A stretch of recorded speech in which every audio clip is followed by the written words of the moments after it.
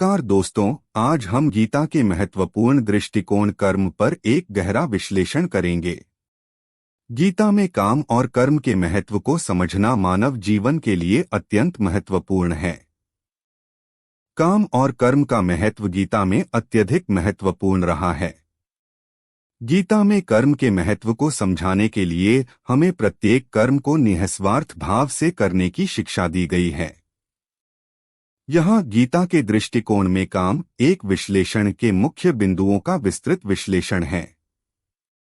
कर्म का महत्व गीता में कहा गया है कि कर्म का महत्व फल में नहीं बल्कि कार्य करने के तरीके में होता है। यह विश्वास है कि धर्म पुरुष को कर्म करना चाहिए और उसे फल का आशंका नहीं होनी चाहिए। निःस्वार्थ कर्म गीता में निःस्वार्थ कर्म का महत्व उच्चारित किया गया है। यहाँ कहा गया है कि कर्म का फल या नतीजा केवल कर्म करने वाले के हाथ में होता है और वह न कर्म की चिंता करे और न ही फल की। कर्मयोग का सिद्धांत गीता में कर्मयोग का सिद्धांत प्रमुख है। इसके अनुसार कर्म का उद्देश्य भगवान की इच्छा का पालन करना चाहिए, न कि फल के लिए कर्म किया जाए। कर्म की परिपूर्ति गीता में कहा गया है कि कर्म की परिपूर्ति करने का अर्थ है कि कर्म को धर्म पूर्वक किया जाए, न कि स्वार्थपरक या स्वार्थ के लिए। कर्म का समर्पण गीता में कहा गया है कि कर्म को ईश्वर के समर्पण में किया जाना चाहिए।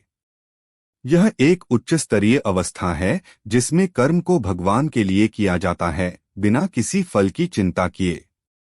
इन मुख्य बिंदुओं के माध्यम से गीता के दृष्टिकोण में काम एक विश्लेषण वीडियो में काम के तत्वों को समझाया जा सकता है और यह दर्शकों को कर्मयोग के महत्वपूर्ण सिद्धांतों की समझ में मदद कर सकता है।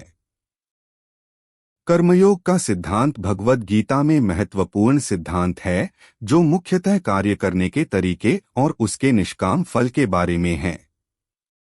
यह सिद्धांत ध्यान और कर्म को संतुलित करके आध्यात्मिक उत्थान की दिशा में ले जाता है। यहाँ कुछ मुख्य बिंदुओं का विवरण है।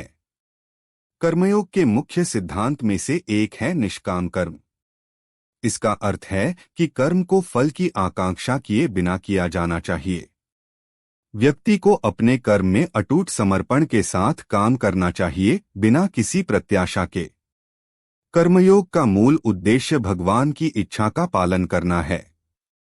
व्यक्ति को अपने कर्म में आदर्श और निष्काम भाव से काम करना चाहिए, भगवान की इच्छा को पूरा करते हुए। कर्मयोग में आवश्यकता है कि व्यक्ति अपने कर्म को भगवान के समर्पित करें। कर्म को ईश्वर के लिए और उसके ही नाम पर किया जाना चाहिए, न कि स्वार्थ के लिए। कर्मयोगी का मुख्य लक्ष्य अनंतर आत्मा या परमात्मा की साधना होता है। उनका कर्म उन्हें आत्मा के सम्मुख ले जाता है और उन्हें अनंतर की प्राप्ति की दिशा में प्रेरित करता है। कर्मयोग में सेवा और समर्थन का महत्व अत्यंत उच्च माना जाता है। व्यक्ति को समाज के लिए समर्पित और सहायक होना चाहिए और उन्हें अपने कर्म में यह उद्देश्य देखना चाहिए। कर्मयोग का सिद्धांत व्यक्ति को उद्धारण और समर्थन के साथ एक उच्च और आध्यात्मिक जीवन जीने की दिशा में प्रेरित करता है।